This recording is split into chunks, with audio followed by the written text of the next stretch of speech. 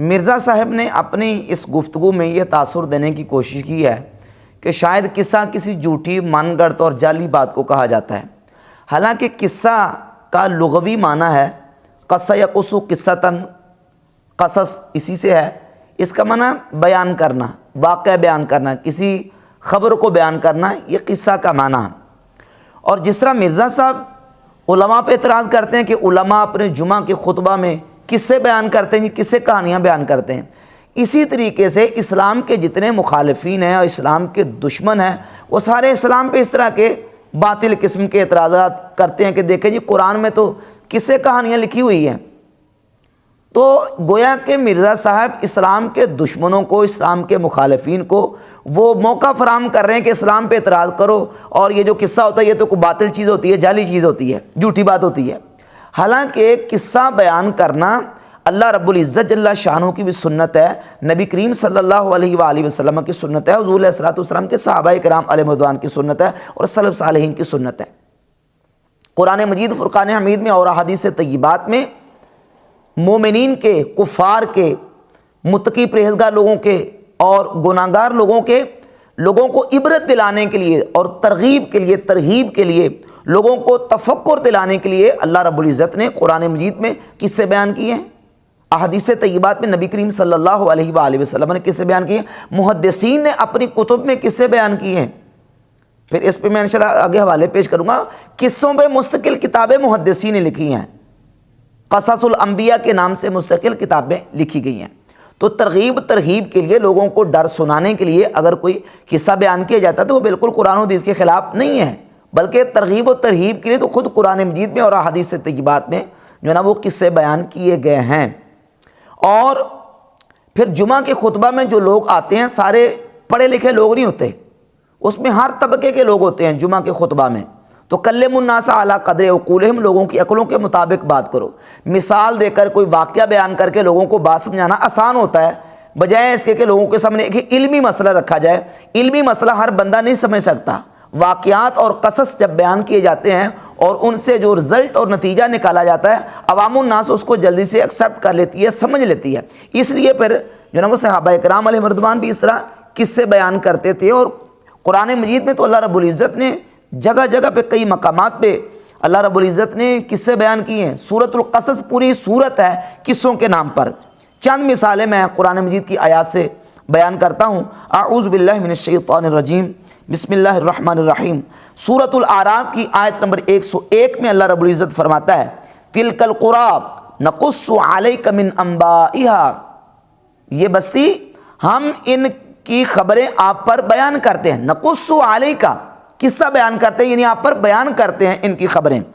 سورہ ہود کی آیت نمبر 120 میں ارشاد باری تعالیٰ ہے وَكُلًّا نَقُصُّ عَلَيْكَ مِنْ أَنْبَاءِ الرُّسُلِ مَا نُثَبِّتُ بِهِ فُؤَادَكَ، اور یہ سب کچھ ہم قصے بیان کرتے ہیں آپ پر رسولوں کی خبروں سے، مَا نُثَبِّتُ بِهِ فُؤَادَكَ، جس سے ہم آپ کے دل کو ٹھہرائیں۔ سورہ یوسف کی آیت نمبر 3 میں ارشاد باری تعالیٰ ہے نحن نقص علیک احسن القصص، ہم آپ پر سب سے اچھا قصہ بیان کرتے ہیں، سب سے اچھا قصہ بیان کرتے ہیں۔ اللہ رب العزت جل شانہ خود قصے بیان کر رہے ہیں قرآن مجید فرقان حمید میں، واقعات بیان کرتا ہے انبیاء کے، رسول اعظام علیہم الصلوات و تسلیمات کے، نیک لوگوں کے، امماء سابقہ کے، اور بعض جو کفار ان کے قصے بھی قرآن مجید میں بیان کیے گئے، اور کئی گناہگار اور فساق قسم کے لوگوں کو عبرت دلانے کے لیے اللہ رب العزت نے قصے بیان کیے، نبی کریم علیہ الصلوۃ والسلام نے حدیث طیبات میں بیان کی ہیں۔ سورہ طٰہٰ کی آیت نمبر 99 کذالک نقص علیک من انباء ما قد سلف، ایسے ہی ہم بیان کرتے ہیں آپ پر ان لوگوں کی خبریں جو گزر چکے ہیں۔ نقص علیک، ہم بیان کرتے ہیں، یعنی قصہ بیان کرتے ہیں آپ پر۔ اسی طریقے سے اللہ رب العزت نے سورۃ الاعراف کی آیت نمبر 176 میں ارشاد فرمایا فَقُصُصِ الْقَصَصَ لَعَلَّهُمْ يَتَفَكَّرُونَ، پس ان پر قصہ بیان کریں، کیوں؟ لَعَلَّهُمْ يَتَفَكَّرُونَ، تاکہ یہ غور و فکر کریں۔ تو تفکر کے لیے، غور و فکر دلانے کے لیے، ان کو ترغیب و ترہیب کے لیے قصے بیان کرنے کا تو خود حکم اللہ رب العزت نے قرآن مجید میں بیان کیا ہے، اور مرزا صاحب لوگوں کو یہ تاثر دے رہے ہیں کہ قصہ شاید کسی جھوٹی یا من گڑت اور جعلی بات کو کہا جاتا ہے، اور کہتے ہیں مولوی تو جو ہے علماء جو ہے وہ جمعہ کے خطبہ میں قصے کہانیاں سناتے رہتے ہیں۔ کہانی یہ قصہ کا ترجمہ ہے، اردو میں افروز اللغات وغیرہ دیگر لغت کی کتابیں اٹھا کر دیکھ لیں۔ قصے کا معنی کیا ہے؟ کہانی، واقعہ، کوئی کسی کا تذکرہ، کسی کی خبر۔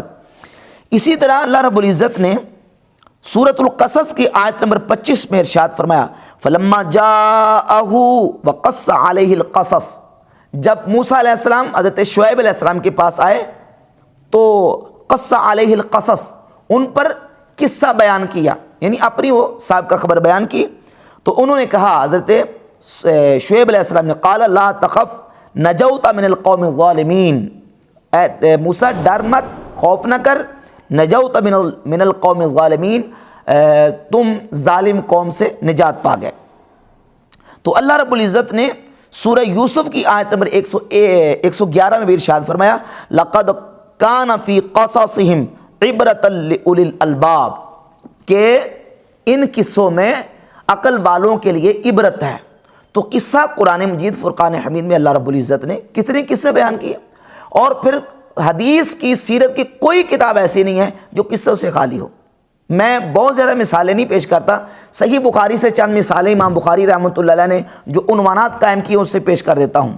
امام بخاری رحمۃ اللہ علیہ کتاب المناقب میں عنوان قائم کرتے ہیں باب و قصۃ خزاعہ، باب و قصۃ اسلام ابی ذر، باب و قصۃ زمزم، باب و قصۃ زمزم و جہل العرب، باب و قصۃ الحبش، باب و قصۃ البیعۃ، اور اسی طرح لکھتے باب و قصۃ ابی طالب، باب و قصۃ غزوہ بدر، اور باب و قصۃ الاسود الانسی، باب و قصۃ اہل نجران، باب و قصۃ عمان والبحرین، باب و قصۃ دوس و طفیل بن عمر الدوسی، باب و قصۃ وفد طی۔ یہ سارے قصے امام بخاری رحمۃ اللہ علیہ نے صحیح بخاری میں بیان کیے ہیں۔ مرزا صاحب کہتے ہیں کہ جناب یہ لوگ جو ہے علماء جو ہے یہ جمعہ کے خطبہ میں قصے بیان کرتے ہیں، تو اس کا مطلب امام بخاری جو ہے وہ نعوذ باللہ قصے کہانیاں لوگوں کو جھوٹی باتیں سناتے تھے۔ وہ قصہ جو ہے بیان کرنا یہ تو خود محدثین کا طریقہ ہے، لوگوں کو ترغیب و ترہیب کے لیے قصے بیان کرنا اللہ رب العزت کی سنت ہے، اور نبی کریم صلی اللہ تعالیٰ علیہ وآلہ وسلم نے خود قصہ بیان کیا۔ صحیح مسلم میں حدیث نمبر 7399 سیدنا تمیم داری رضی اللہ تعالیٰ، تمیم بن اوس الداری رضی اللہ تعالیٰ، بہت بڑے جلیل القدر صحابی ہیں۔ ان کی یہ خصوصیت اور انفرادیت ہے کہ انہوں نے قصہ جساسہ بیان کیا ہے۔ امام مسلم رحمۃ اللہ علیہ نے قصہ جساسہ صحیح مسلم میں بیان کیا کتاب الفتن میں قصہ جساسہ۔ وہ قصہ کیا تھا؟ وہ قصہ حضرت تمیم داری نے نبی کریم صلی اللہ علیہ وآلہ وسلم کی بارگاہ اقدس میں آ کے بیان کیا۔ وہ یوں تھا کہ ان کے خاندان کے کچھ لوگ سمندر میں سفر کر رہے تھے، اچانک موجیں کشتی سے ٹکرائیں، کشتی پاش پاش ہو گئی، اور اس کے تختے جب بکھر گئے تو چند لوگ ایک تیرنے والے تختے پر بیٹھ گئے اور ایک جزیرے میں چلے گئے۔ بہت لمبا تفصیلی واقعہ امام مسلم رحمۃ اللہ علیہ کتاب الفتن میں لے کے آئے ہیں۔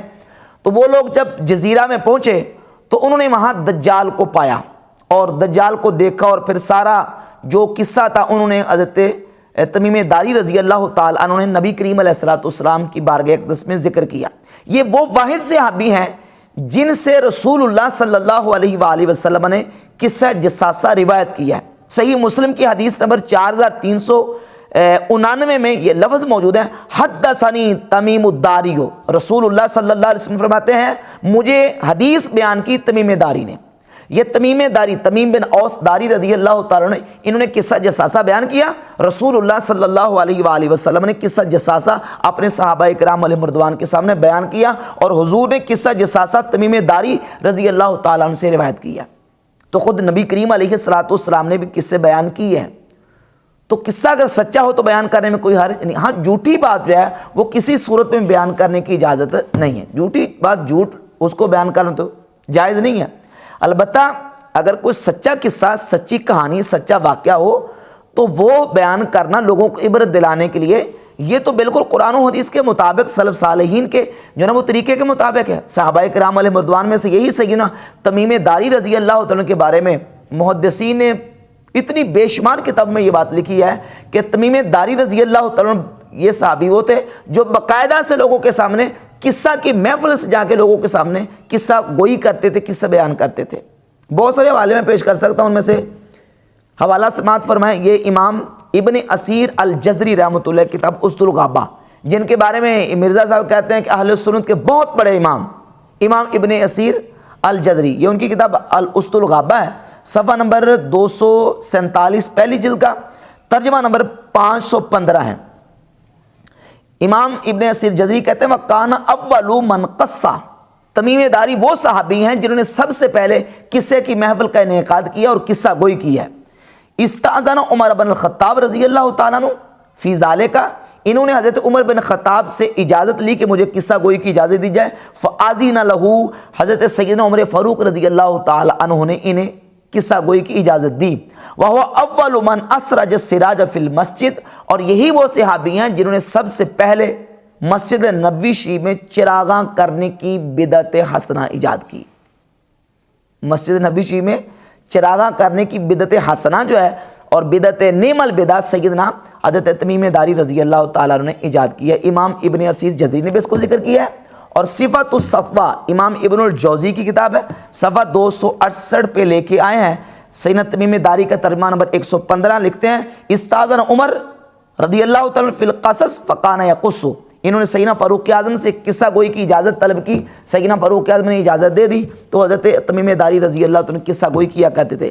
امام ذہبی اپنی کتاب سیر اعلام النبلاء کی جلد نمبر 7 صفحہ نمبر 77 پہ لکھتے ہیں اول من قص تمیم الداری، سب سے پہلے قصہ گوئی جس صحابی نے کیا ہے وہ تمیم داری رضی اللہ عنہ، یعنی باقاعدہ سے، ویسے تو قصوں کا ذکر قرآن پاک میں اور احادیث میں موجود ہے، نبی کریم علیہ الصلوۃ والسلام نے خود قصہ جساسہ سیدنا تمیم داری سے روایت کیا ہے، لیکن باقاعدہ سے قصہ گوئی اور لوگوں کو عبرت دلانے کے لیے قصہ کی محفلیں سجانا، یہ سیدنا تمیم داری رضی اللہ عنہ کا اولین عمل ہے۔ اور استاذن عمر، انہوں نے حضرت سیدنا عمر فاروق سے اجازت طلب کی، فآذن لہ، سیدنا فاروق اعظم نے انہیں اجازت دی، فقص قائما، تو حضرت تمیم داری رضی اللہ عنہ کھڑے ہو کے لوگوں کو قصہ سنایا کرتے تھے۔ تو اب قصہ جو ہے یہ کوئی جھوٹی بات کا نام نہیں ہے، قصہ کا معنی ہے واقعہ بیان کرنا، کسی کی خبر دینا، بیان کرنا۔ قصہ کا اردو میں ترجمہ کہانی بھی کیا جاتا ہے، تو جھوٹی کہانی یہ درست نہیں ہے، جھوٹا قصہ یہ بیان کرنا جائز نہیں ہے۔ اگر قصہ سچا ہو، کہانی سچی ہو، واقعہ سچا ہو، خبر سچی ہو، تو اس کے بیان کرنے میں اس کو یہ کہہ کے ٹال دینا کہ لوگ قصے کہانیاں سناتے ہیں اور قصے کہانیاں ہم نہیں سنیں گے، یہ بالکل بات جو ہے وہ قرآن و حدیث کے مطابق نہیں ہے۔